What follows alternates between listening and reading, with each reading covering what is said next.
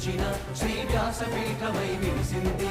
అలకనంద జల సంగీతం శ్రీహరి నామం, ఉష్ణకుండ జలధారలలో హరిభక్తుల స్నానం, జ్ఞానం మోక్షం మొసగే వైకుంఠం.